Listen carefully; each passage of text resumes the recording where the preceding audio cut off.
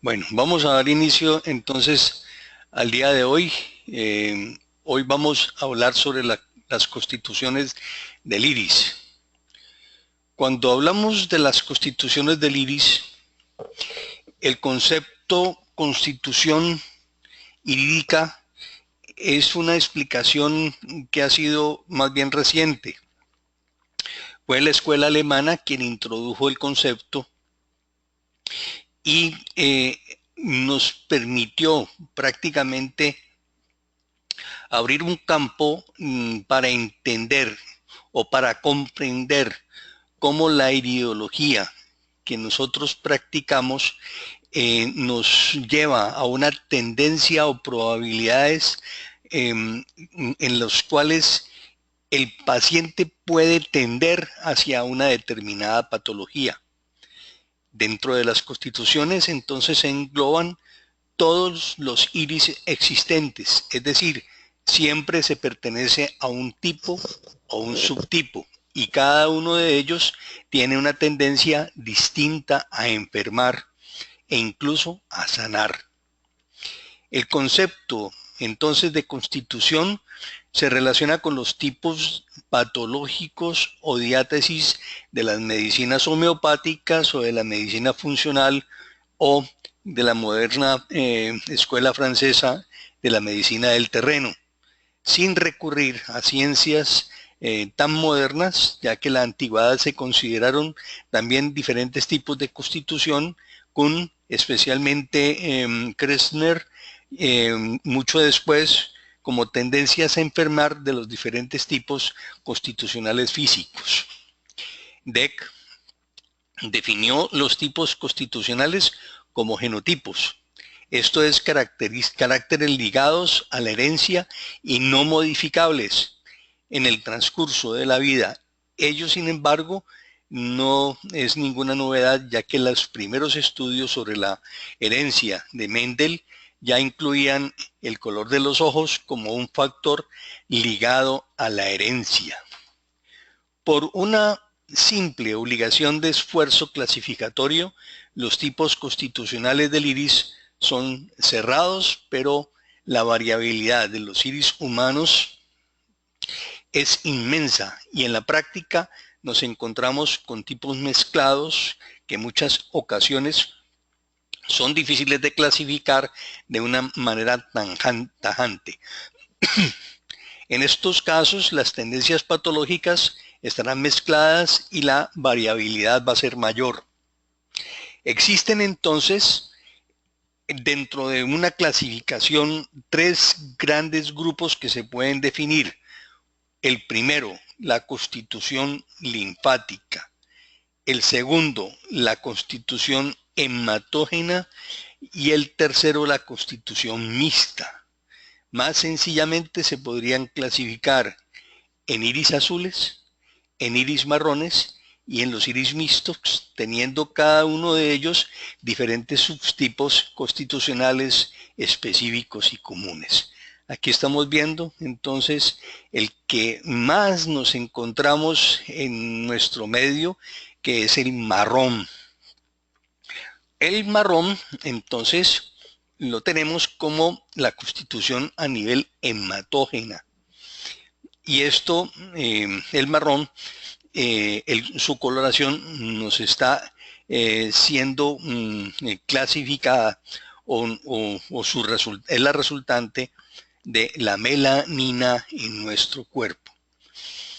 Entonces, si nosotros empezamos a mirar la conceptualización de lo que es una constitución irídica, vemos que hay muchos cambios entre un primer iris y un segundo iris, aunque ambos son hematógenos, pero hay diferencias constitucionales muy marcadas.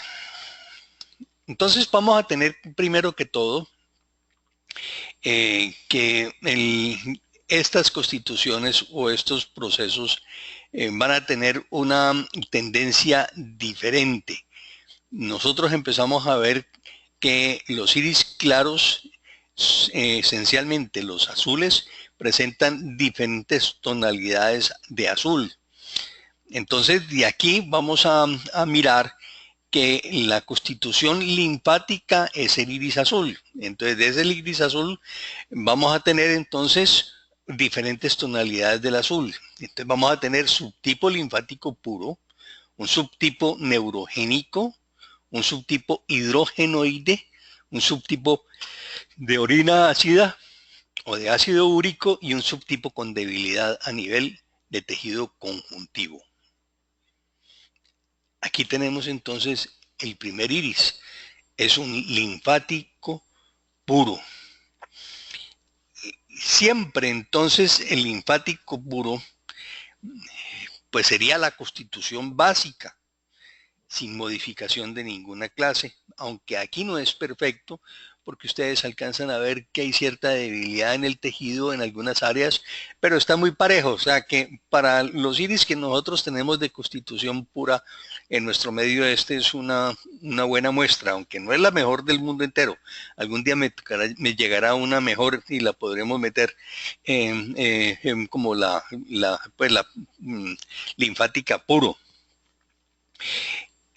cuya descripción empieza prácticamente con un estroma ondulado, una tendencia patológica en aumento a nivel de la reactividad del sistema linfático que se puede mostrar especialmente con tendencias a molestias a nivel de garganta.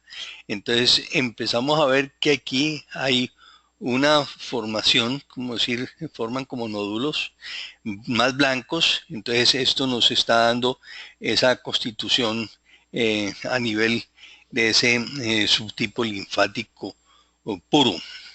Entonces, las molestias a nivel de garganta, las molestias a nivel de los oídos, molestias a nivel broncopulmonares, en la mucosa digestiva, en la vejiga urinaria, a nivel génito urinaria, las afecciones a nivel catarrales son frecuentes y presentan entonces un sistema linfático hereditariamente sobrecargado.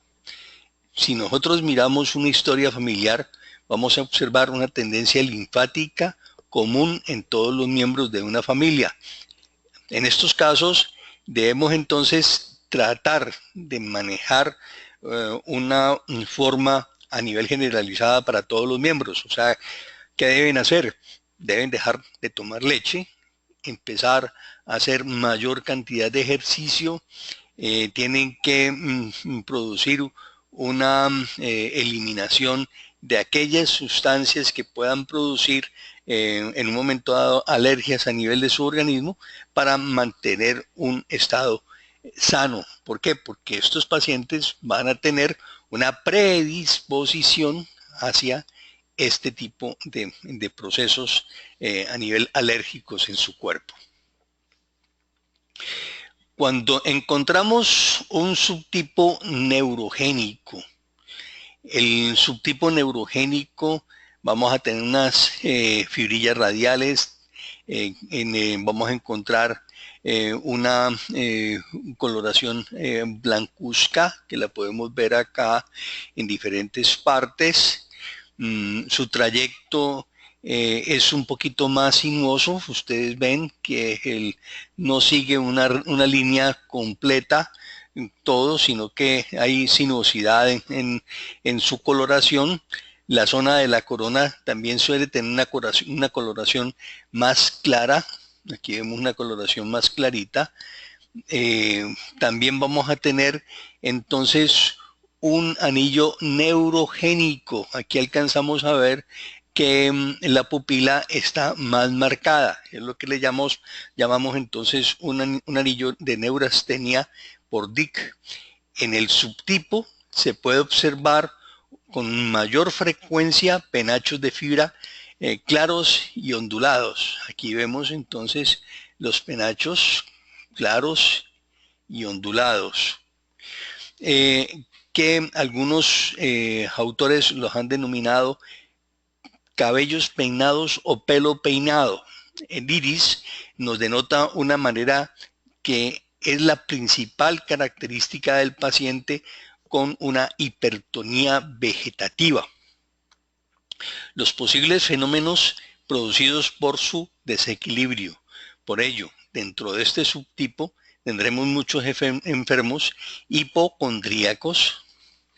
El anillo neurogénico es uno de ellos que nos está mostrando de que este tipo de procesos se pueden dar con multitud de síntomas funcionales, predominando los espasmos, especialmente los vasculares. Puede haber una migraña vasomotora, o sea, dolorcitos de cabeza, los achaques del sistema nervioso, los síntomas dolorosos digestivos y osteomusculares ligados al estado nervioso del paciente. En los casos es muy importante que este paciente haga ejercicio, que movilice la circulación a nivel linfática y esto le permite que haya una mejor oxigenación a nivel de su sistema nervioso, a nivel de su sistema, a nivel linfático y por ende va a mejorar su sistema nervioso. La relajación corporal es también un tratamiento de máxima importancia para este subtipo llamado subtipo neurogénico. El siguiente tipo es el hidrogenoide. Este subtipo hidrogenoide es muy similar al de la constitución linfática, pero a diferencia de aquel, nos va a presentar un rosario a nivel linfático, que lo podemos ver acá. Mire cómo se me van apareciendo toda una serie de tofos. Ese rosario linfático nos está mostrando entonces que la zona linfática va a tener afectación. Son copos claros, finalmente bien delimitados. Schanbel lo denominó tofos, aunque se localizan en cualquier zona del anillo linfático del iris. Existe una cierta predisposición en la zona torácica, en la zona abdominal y en el cuadrante nasal inferior. Este tipo de patología nos está indicando que hay una predisposición hacia todo tipo de enfermedades reumáticas, con una notable tendencia a las alergias. De hecho, es particularmente posible la presencia de eczemas, asmas, rinitis, diarreas alérgicas e incluso migrañas de base alérgica, así como afecciones del sistema respiratorio, formación de moco, dado que el fenómeno alérgico está estrechamente ligado con una hiperreactividad del sistema linfático. Se podría decir que esta constitución del organismo sobrecargado de toxinas y residuos metabólicos tiene una mayor dificultad en la eliminación y una mayor reactividad a nivel neurovegetativa, aunque esto no siempre resulte cierto.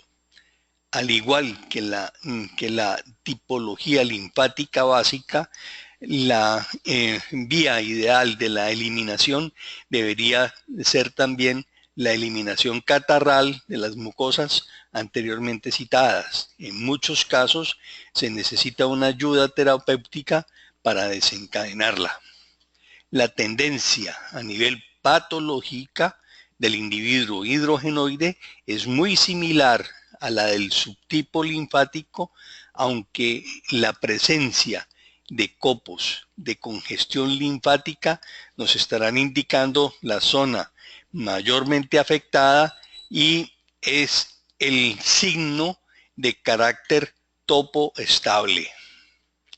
Es muy importante entonces que nosotros nos vamos haciendo una idea de estos subtipos porque nos va a permitir empezar a mirar cómo vamos a tratar a nuestro paciente y a toda su familia, porque la parte genética, al ser heredada, nos está mostrando de que va a haber una tendencia muy fuerte entre todos los miembros de una familia. El otro iris que tenemos que ver, o este mismo diagnóstico, por ejemplo, del subtipo a nivel de lo que es el hidrogenoide, a veces cuando tiene una manifestación muy marcada o muy seria a nivel del sistema digestivo, tenemos que pensar en un diagnóstico a nivel de esquizofrenia. Aquí vemos el tipo hidrogenoide, nuevamente, pero con una caracterización un poquito ya no tan azul, sino más verde. Y aquí el neurogénico. Ahora, dice que el tipo neurogénico, entonces una de sus características principales son el pelo peinado, como lo podemos ver en esta diapositiva. O sea que es muy importante. Pero el subtipo a nivel de orina ácida o de ácido úrico es el que tenemos en este momentico a través de la fotografía que nos está marcando.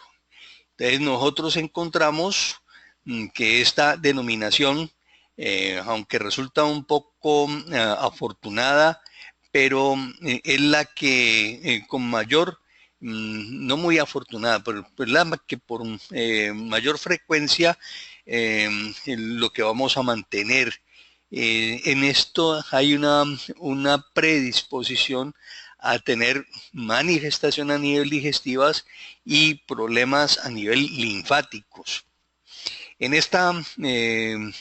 este tipo de subtipo de orina ácida la podemos encontrar muy frecuentemente en la constitución mixta, incluso, aunque más raramente, en la hematógena y en los iris linfáticos se parecen al hidrogenoide, pero a diferencia de estos, el rosario linfático no lo forman copos bien delimitados, sino nubes difusas como manchas espesas, como las podemos ver en este momentico dentro de este iris. Son manchas espesas completamente las que se van a presentar en el iris.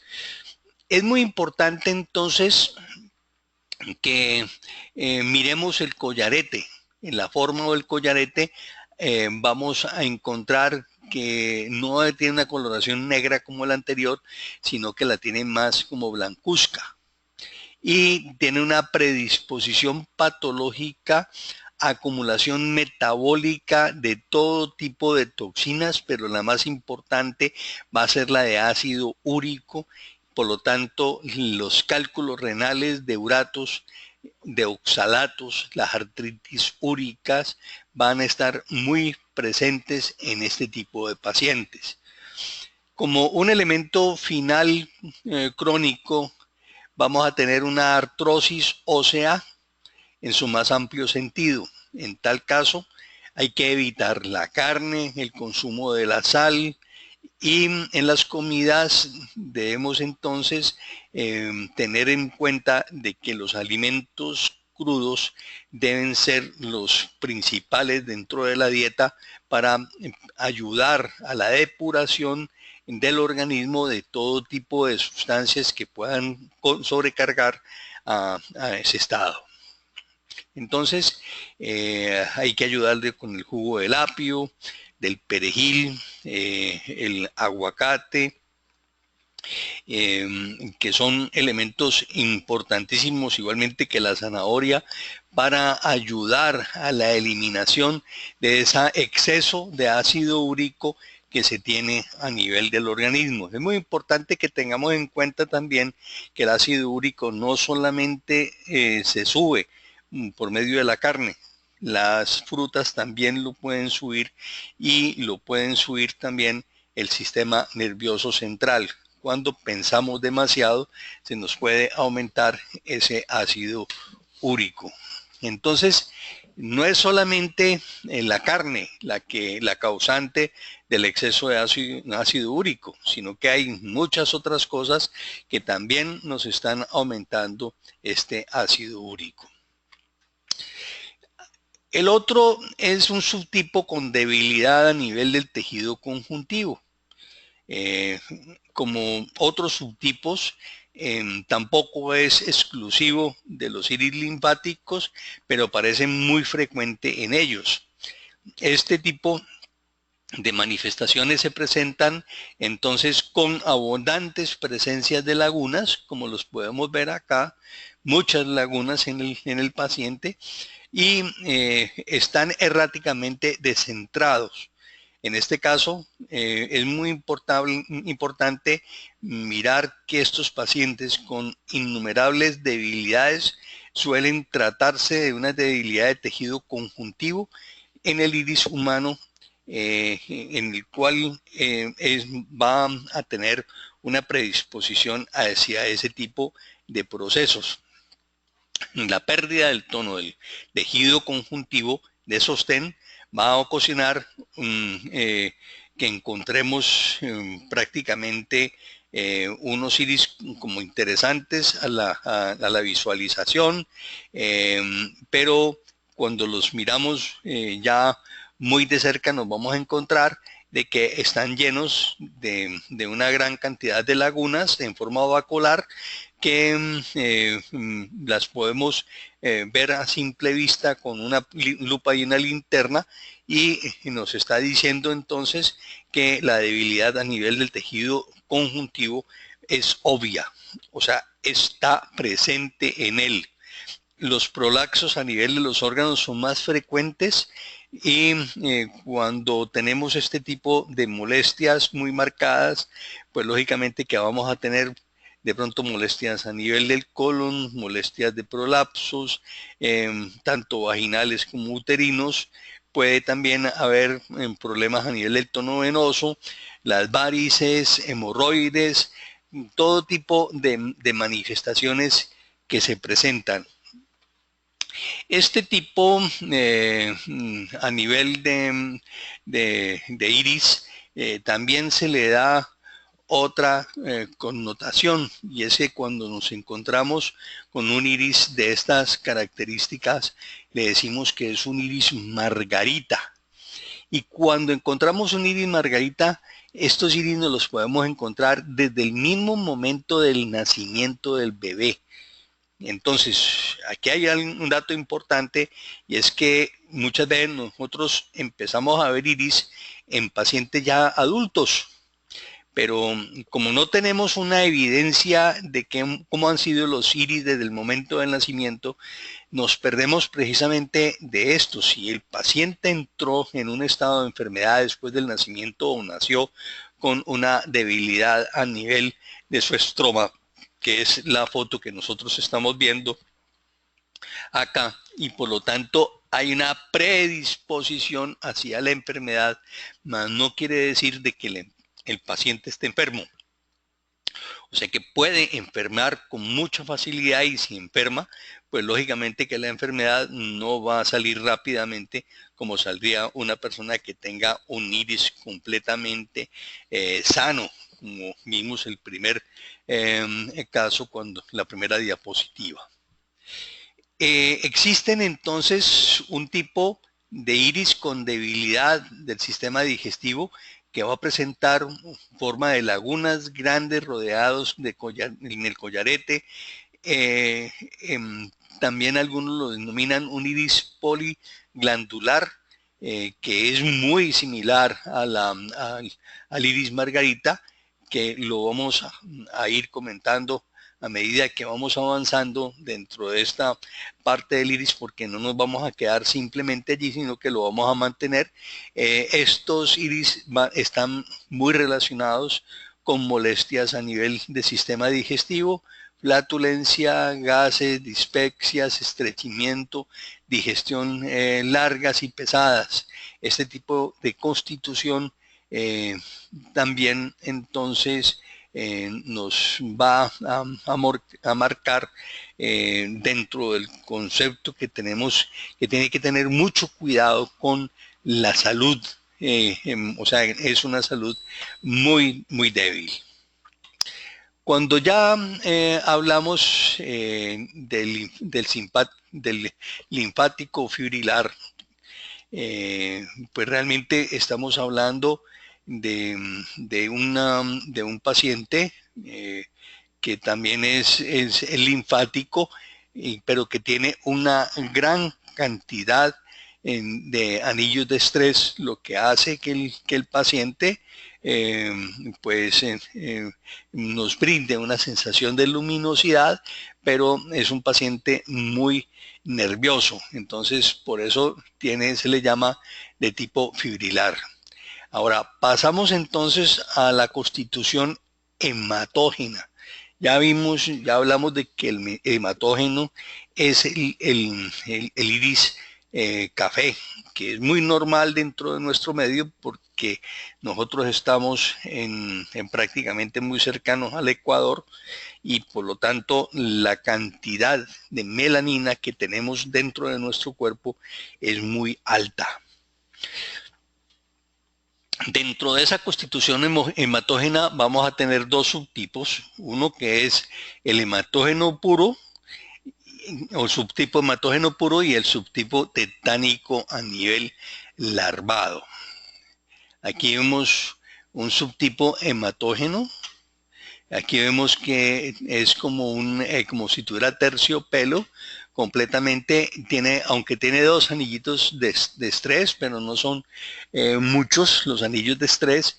Ese hematógeno puro es un iris marrón, sin las características de los subtipos que hemos situado, no tiene ninguna cavidad en su interior, o sea que si no tiene esas cavidades a nivel del interior, pues lógicamente que la persona va a tener una excelente salud.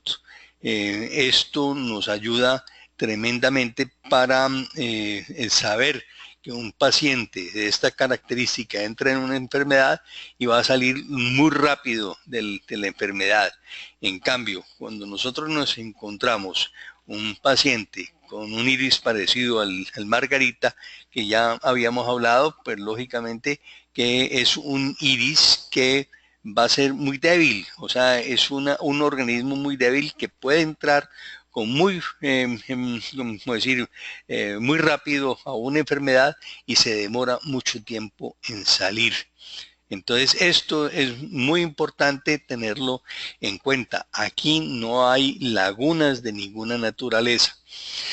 Este es un hematógeno a nivel puro. También tiene entonces un poquito de fuera del terciopelo que encontramos, podemos encontrar un granulado fino que salpica especialmente su zona humoral, y podremos entonces saber que la asimilación de calcio y de yodo pueda estar un poquito alterada. Sin embargo, vamos a ver otro iris que nos puede mostrar mucho más. Aquí vemos ese mismo tejido como decir, aterciopelado. Es también otra tejido, otra constitución hematógena, y pues a este le llamamos iris en terciopelo. Este tipo de manifestaciones entonces siempre nos los vamos a encontrar en iris que son más o menos de una muy buena constitución. Aquí vemos el tetánico larvado. El tetánico larvado, aunque no se encuentra solos en los iris de color marrón, sino que también lo podemos encontrar en los iris azules, es el subtipo tetánico larvado, se considera dependiente de la constitución o tipología del hematógena. El signo más característico y que se llama poderosamente la atención es la presencia de una gran cantidad de los anillos, que nosotros los podemos ver aquí. Estos son los anillos llamados anillos nerviosos. Tiene 1, 2, 3, 4, 5 anillos el paciente. Y además encontramos aquí que hay unas radios como si fueran radios de bicicleta muy marcados también dentro de la estructura a nivel del iris. Estos arcos denotan una tendencia espástica muy elevada, dando una mayor probabilidad a padecer alteraciones a nivel tiroideas, especialmente el hipertiroidismo y problemas a nivel psíquicos, epilepsia, numerosos problemas espásticos, localizados en zonas diferentes del cuerpo, como las zonas genitales, femeninos, sistema digestivo, también molestias por el estrés, lo que a la larga puede causar problemas a nivel espásticos, digestivos e incluso úlceras, colitis, y su actividad a nivel neurovegetativa tiende a un exceso de una función a nivel nerviosa. Dentro de la constitución mixta encontramos entonces el subtipo mixto puro biliar, el subtipo ferrocromatosis, el subtipo general de diátesis lipémica y el subtipo de iris a nivel en margarita. Entonces, el subtipo mixto puro biliar, la constitución es de transición entre la hematógena y la linfática. Si ustedes me han seguido bien, voy a devolverme un poquito a un anterior a este. Miren el subtipo que tiene prácticamente un iris hematógeno, al que no le denominamos propiamente, como decir, margarita, pero el margarita se le dice cuando la constitución es mixta. O sea, cuando es un iris mixto, sí le cabe el subtipo pleno de margarita. Entonces, por eso es la diferencia entre los dos. Aquí tenemos una tipología a nivel biliar. Este subtipo mixto biliar, la constitución mixta, es una transición entre una hematógena y una linfática. Por eso el color que nos va a dar es un color verdoso. Por lo tanto, el color verde a nivel de los ojos es una coloración netamente híbrida, o sea, es una constitución mixta.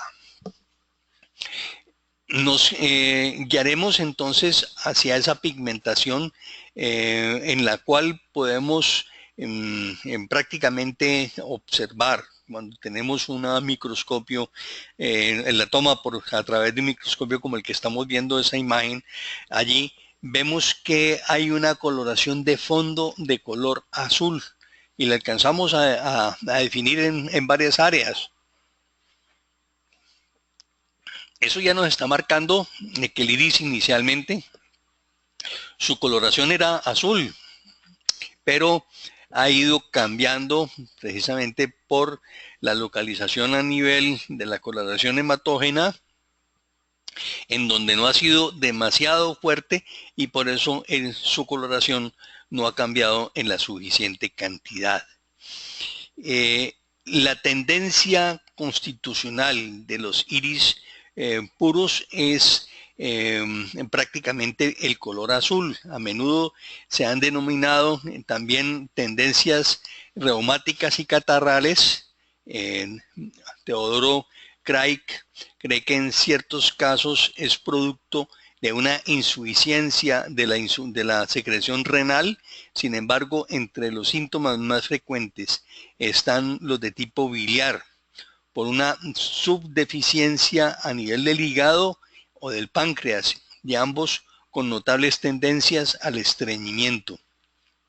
En este tipo de casos vamos a encontrar que un abuso de grasas o de fritos o comer abundantes cantidades de frutas y verduras frescas pueden llegar a producir ciertos fenómenos a nivel del organismo en que debemos entonces tratar de evitar, bajo todo punto de vista, de comer comidas copiosas para evitar el estimular la congestión y esa congestión que se iría principalmente a concentrar en la zona a nivel hepático y pancreática.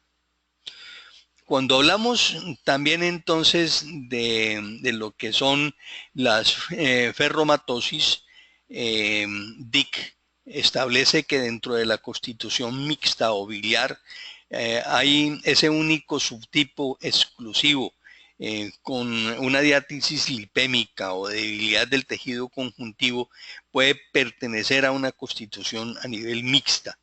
Estos subtipos se localizan en pigmentos amarillos o parduzcos en la zona del collarete y otros autores también nos han considerado de que es un paciente con una tendencia muy alta a nivel de la acidosis. En 1952 se determinó que en estos pacientes hacían con mucha frecuencia alteraciones hepáticas no dolorosas con gran cansancio y astenia y una clara elevación a nivel de los niveles de hierro si se les administraba hierro por alguna situación. De ahí entonces el nombre de ferromatosis. El otro subtipo importante que tenemos es esa diátesis lipémica. Cuando aparece un importante anillo de colesterol en el iris, aunque este color debería ser un poquitico más verde para hacer una verdadera diátesis lipémica, pero lo dejamos allí porque cumple con todas las otras funciones, aunque no la coloración verde totalmente. Sin embargo, es muy probable que se trate de un subtipo por sí mismo, ya que los iris independientes del anillo de colesterol pueden encuadrarse en uno u otro tipo de los subtipos constitucionales. La presencia de un subtipo a nivel general hace sospechar una posible disminución a nivel de la función hepática y también problemas a nivel cardiovasculares o de alguna función a nivel hormonal. Las deficiencias en la absorción y en el equilibrio mineral del cuerpo, en esa diátesis funcional de congestión toxémica, no se puede apreciar si se trata de un exceso de colesterol, de sodio o de otro mineral. Si además del anillo de colesterol, podemos catalogar el tipo de estroma y se presenta el iris en otro subtipo. La tendencia patológica va a estar relacionada con ese segundo tipo de clasificación que hagamos. El otro de los subtipos es el que ya habíamos hablado un poquito y miren ahora sí, el denominado iris margarita tiene la gran cantidad a nivel de lo que son lesiones muy características que nosotros pues, ya hemos comentado desde antes. Esas lesiones entonces van a predisponer o a mostrarnos de que en el iris tenemos una gran cantidad de lagunas.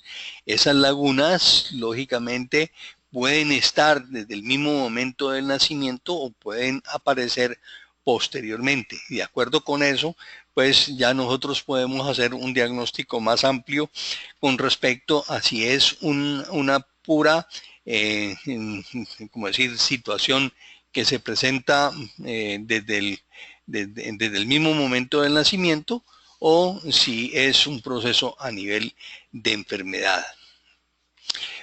Este iris margarita entonces no quiere decir de que el paciente esté enfermo como tal, sino que es un paciente que apenas empieza en un proceso o que está en un proceso a nivel de enfermedad. ¿Cómo lo determinamos? Y tenemos que empezar. Mire, aquí podemos ver una inmadurez a nivel iridiana. ¿Qué quiere decir una inmadurez iridiana? Quiere decir que es un iris apenas de un recién nacido y ustedes ven que ya hay una coloración azulosa, pero tiene ya una predisposición hacia un iris hematógeno. Vemos que lo que son los descentramientos pupilares vamos a encontrarlos ya en un momento dado, desde ese mismo momento a nivel del nacimiento. Aquí vemos que una pupila más dilatada que la otra y vemos que hay un iris hematógeno. Aquí vemos un iris, podríamos decir, muy bien su simetría es perfecta, no hay lagunas de ninguna la clase, o por lo menos hay muy pocas, solamente hay un poquito a nivel de la parte, a nivel de piel, y podemos ver en esta área que corresponde a la parte digestiva un poquito de manifestaciones. Aquí vamos a encontrar un poquito ya de lesiones, pero son mínimas. Es un iris de recién nacido también. Aquí vemos otro iris del recién nacido, donde podemos encontrar o ver sus características muy claras. Ahí que nos encontramos en él, que es una prácticamente ya no es un linfático puro, sino un subtipo a nivel neurogénico. Y de pronto también podríamos decir que aunque no tiene las características netamente hidrogenoides, pero tiene ya algo de manifestación de este paciente. Por lo tanto, es un conjuntivo a nivel fibrilar. Este tipo de manifestaciones que aparecen desde el momento de la niñez. Por ejemplo, aquí vemos un hidrogenoide y es muy claro, es un iris netamente azul, y podemos entonces decir que tiene el rosario a nivel linfático bien marcado, aunque la foto no quedó muy buena en este lado, pero aquí la podemos ver de muy buena calidad. Y hay la presencia de los tofos, hay pelo peinado, tenemos muchas características y son de bebés. Aquí tenemos el subtipo a nivel de orina ácida también en un bebé, o sea que ya de hecho en el bebé se presenta el tipo de patología, o sea que muchos bebés ya nacen con la patología hacia que no van a procesar adecuadamente la carne, o sea que este paciente debe empezar a tener una alimentación vegetariana para que no vaya a tener las manifestaciones a nivel muy severas hacia futuro. Aquí vemos un tetánico larvado. Este tetánico larvado, pues ya hemos hablado que su manifestación está principalmente por la cantidad de arcos que tiene, o sea que son todos estos anillos nerviosos que nos están dando manifestaciones. Entonces vamos a hacer como decir, un alto, y nos vamos a dedicar. Una constitución puede ser cuando sus fibras son muy unidas entre sí, no hay manifestaciones de formación, de separación de estos radios, sino que todos van a estar en una perfecta armonía, y esto nos va a dar de que cuando veamos un iris esté como si no tuviera separación entre él, y muchas veces lo podemos ver como si fuera un terciopelo. Aquí vemos el tipo 2. Aquí en el tipo 2 ya podemos ver la marca a nivel de todo el sistema digestivo, completamente separado del resto del iris, y por lo tanto su manifestación ya nos está mostrando de que es un iris de tipo 2. El iris 3, miren que no solamente tiene alteración a nivel de digestivo, sino que tiene anillos de estrés muy marcados en el paciente y ya empieza a tener cierta separación a nivel entre las fibras que están saliendo como los radios. En la 4 no solamente van a ver ese tipo de manifestación, sino gran cantidad de toxinas.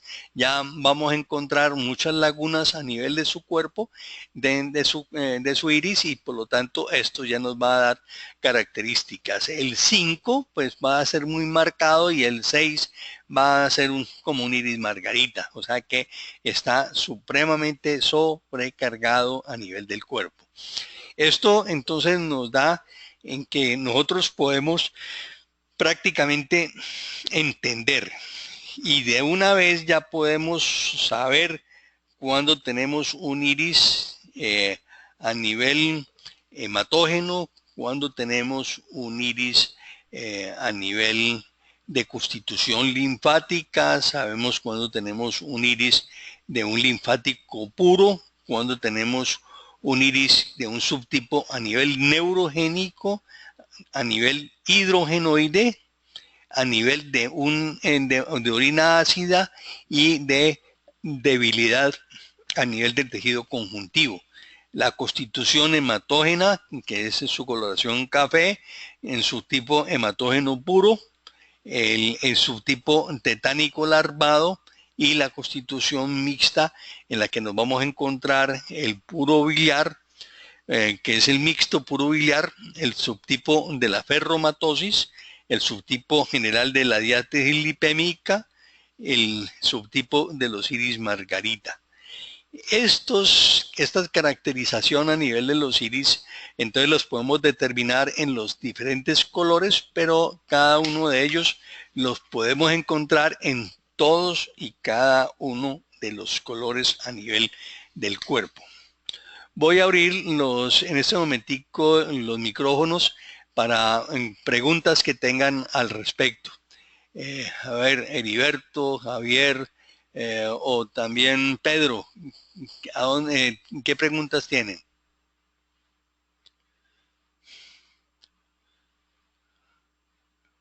Pedro, ¿no tienes alguna pregunta? Yo quiero que que no se queden calladitos, porque de todas maneras hay preguntas que en un momento dado ustedes la pueden ver como una pregunta boba, pero esa pregunta puede ser bien interesante para encontrar otras cosas que de pronto se me hayan pasado y que ustedes en este momentico lo necesitan. Entonces, no crean que las preguntas puedan ser preguntas bobas. No, pregunten todo lo que sea, lo que quieran, y lo que no sepa, pues lo tendremos que investigar, pero por lo menos ténganlo por seguro de que las preguntas serán respondidas de una manera adecuada.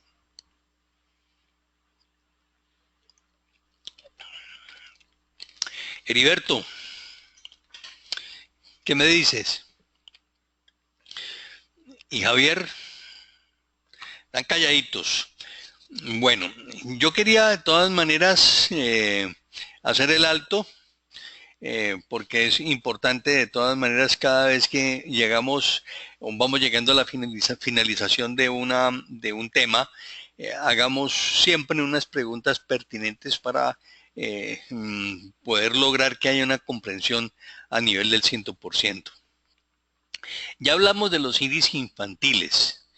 La observación de estos iris infantiles o en niños de corta edad a veces es difícil. Yo no voy a decir que es fácil.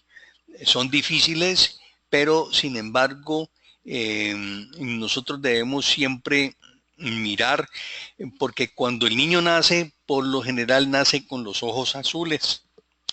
Él le van cambiando a través del tiempo de acuerdo con la cantidad de melanina que hayamos acumulado por la vivencia que tenemos cerca al Ecuador. Entre más cercano al Ecuador estaremos, mucho mayor cantidad de melanina tendremos. Muchas veces pacientes, por ejemplo, que salen de Colombia y se van muy jóvenes y tienen hijos en el extranjero, los niños nacen con ojos muy claros y muchas veces la pregunta es, bueno, ¿y esto es genético? ¿Cómo es el proceso? Pero si buscan un poquito en las familias se van a encontrar de que en los abuelos, los tatarabuelos, habían ojos claros.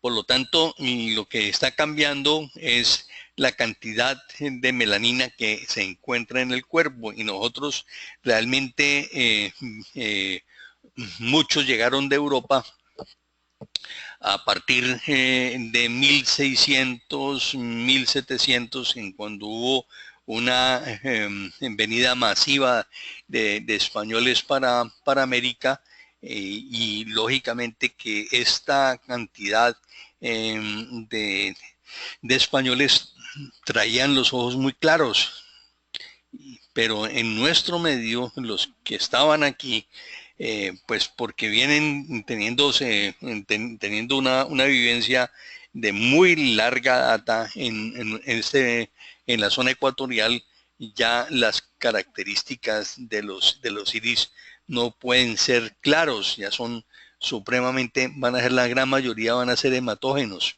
Esto es la forma como nosotros entonces observamos la coloración a nivel de los ojos.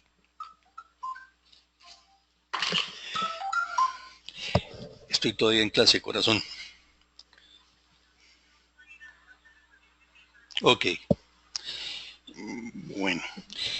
Es importante entonces que nosotros miremos siempre la forma como, como tomamos realmente la información, como la procesamos a nivel de nuestro cuerpo.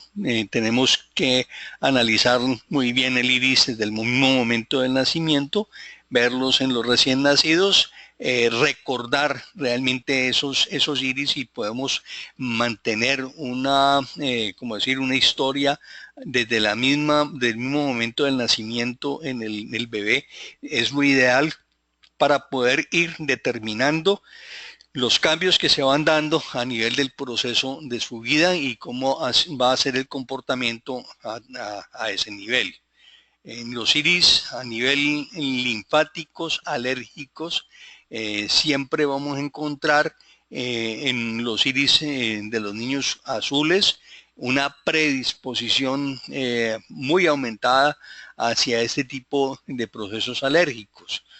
Pero no quiere decir de que los niños con iris marrón no vayan a tener también alergias, también las tienen, pero van a ser mucho más marcados en aquellos niños que tienen iris azul. Entonces lo que son el asma, la bronquitis espástica, la dermatitis alérgica, la conjuntivitis, incluso las jaquecas van a ser muy frecuentes en estos niños y van a tener una congestión a nivel linfático corporal. Hay variantes entonces en los niños en los cuales algunos van a presentar una predisposición hacia la otitis, hacia la sinusitis, hacia las amigdalitis, a las fiebres a repetición y otros a la tos espástica, al asma bronquial, las colitis alérgicas, a las alergias del lactante, a las erupciones a nivel de la piel. Muchas anomalías congénitas no se observan en algunos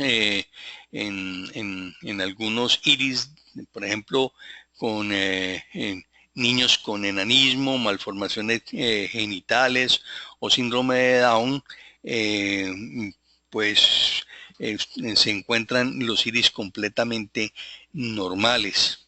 Quiere decir de que esto no es una manifestación en sí de enfermedad, sino que es una manifestación netamente de un proceso a nivel en el momento del crecimiento del feto, se presentó una alteración en su desarrollo y nos lleva a que hayan ciertos cambios a nivel de la característica. Por ejemplo, en el síndrome de Down no va a haber un crecimiento adecuado del tercio medio de la cara. Por lo tanto, el niño, por ejemplo, va a tener la lengua por fuera de la boca, pero no quiere decir de que tenga una hipertrofia a nivel de la lengua, o sea, una macroglosia, sino que la lengua no le va a caber en la boca y por lo tanto entonces vamos a ver la lengua por fuera en todo momento. O sea que no son alteraciones en sí, que hayan daños, sino alteraciones en el desarrollo mismo del proceso de crecimiento. Una falta de cierre a nivel, por ejemplo, del paladar, no sé si no se fusiona el paladar derecho con el izquierdo, entonces nos da la manifestación de un paladar fisurado, y también igualmente si la formación a nivel de los tejidos no se cierra adecuadamente en la parte del paladar, es precisamente también porque hay una alteración dentro del proceso. Para el primero, por ejemplo, el problema es que la lengua no desciende al piso de la boca, sino que se queda en la parte superior del paladar, y al quedarse allá arriba, entonces no hay el cierre a nivel del paladar, de la lengua de permanecer en la parte inferior, en el piso de la boca. Todas estas son manifestaciones que se dan dentro del proceso mismo del desarrollo y que son, como decir, alteraciones que hay que tenerlas muy en cuenta y conocerlas previamente para no ir a malinterpretar los procesos y lo que nosotros muchas veces planteamos como enfermedad. Entonces, un Down no es una enfermedad, es simplemente una manifestación de falta de cierre, y no quiere decir de que haya un castigo divino ni nada de esas idioteces que a veces nos marcan en nuestro camino y nos hacen perder el norte. Son simple y llanamente procesos por haber tomado una sustancia, una droga, haber una infección urinaria y recibió una sustancia y que alteró en un momento dado cierto proceso a nivel del crecimiento, y por lo tanto ahí van a tener procesos negativos hacia el final. Y el iris senil tenemos que eso es lo opuesto completamente a la vida. Nos vamos a encontrar que las personas ancianas van a tener entonces una cantidad de depósitos de calcio, lo que va a permitir que ese iris cambie completamente en su proceso a nivel de formación, y lógicamente que luego vamos a ver todas las alteraciones que van a tener en presencia estos iris. Siempre entonces vamos a tener una gran cantidad de cambios dentro de los procesos de formación, pero los iris debemos verlos desde el inicio del desarrollo, o sea, en el niño recién nacido, para poder ir observando la cantidad de cambios que se van a dar, y solo cuando nosotros tenemos un conocimiento previo de un iris desde el mismo momento del nacimiento, nos podemos entrar a decir que un paciente pueda tener una determinada enfermedad, porque si nosotros vemos una fotografía de un iris en un momento de la vida, lo único que nosotros estamos simple y llanamente interpretando de pronto mentiras, porque no conocemos la historia a nivel irideológica de ese paciente desde el momento de nacimiento. Bueno, los espero mañana a las